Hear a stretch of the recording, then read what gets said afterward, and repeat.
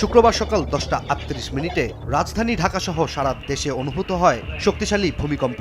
মাত্র কয়েক সেকেন্ড স্থায়ী ভূমিকম্পের কম্পনে ঢাকার উঁচু ভবনগুলো কাঁপতে শুরু করে।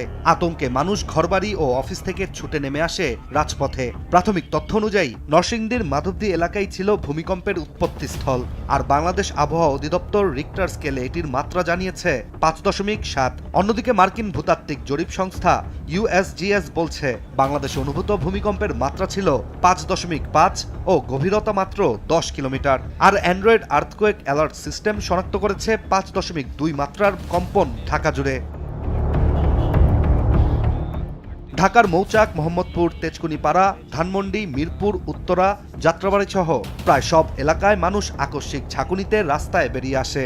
অনেকের জানালার কাচ, আলমারি, ফ্যান, বুকশেলফ দুলতে থাকে। কেউ কেউ নিজের ভারসাম্য হারিয়ে পড়ে যায় বলেও জানা যায়। কয়েক মিনিটের জন্য অফিস, ব্যাংক, বিভিন্ন প্রতিষ্ঠানে কাজ বন্ধ হয়ে যায়। তবে ভিডিও ফুটেজে দেখা যায় গণমাধ্যমের সংবাদ উপস্থাপিকা ভূমিকম্পের মধ্যেও নিজের দায়িত্ব পালন করছেন, সংবাদ উপস্থাপনা চালিয়ে।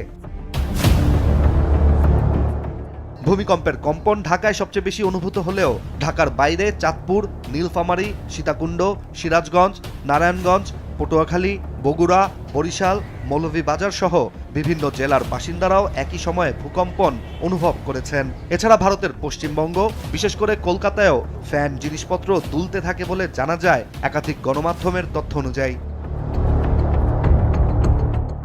এদিকে ধারণা করা হচ্ছে ঢাকা থেকে মাত্র 13 কিলোমিটার দূরে উৎপত্তি এবং কম গভীরতার কারণেই রাজধানীতে কম্পন বেশি অনুভূত হয়েছে। মাত্র কয়েক সেকেন্ডের হলেও তীব্রতার কারণে মানুষের মধ্যে ব্যাপক আতঙ্ক ছড়িয়ে পড়েছে। আজকের ভূমিকম্প আবারও যেন স্মরণ করিয়ে দিল ঢাকা বহুদিন ধরেই ভূমিকম্প ঝুঁকির শীর্ষ এলাকায় অবস্থান করছে। ফল্ট লাইন, জনসংখ্যার ঘনত্ব এবং বিপুল সংখ্যক দুর্বল বা অপরিকল্পিত ভবন সব মিলিয়ে যে কোনো মাঝারি মাত্রার ভূমিকম্প বড় ধরনের ক্ষতির ঝুঁকি তৈরি করতে পারে ঢাকা জুড়ে।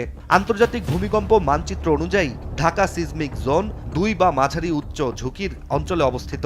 বিশেষজ্ঞরা বহুদিন ধরেই সতর্ক করে আসছেন বড় কোনো ভূমিকম্প হলে রাজধানীর পরিকাঠামো ভয়াবহভাবে ক্ষতিগ্রস্ত হওয়ার আশঙ্কা রয়েছে। ইশতিয়াক হোসেন, দেশ টিভি।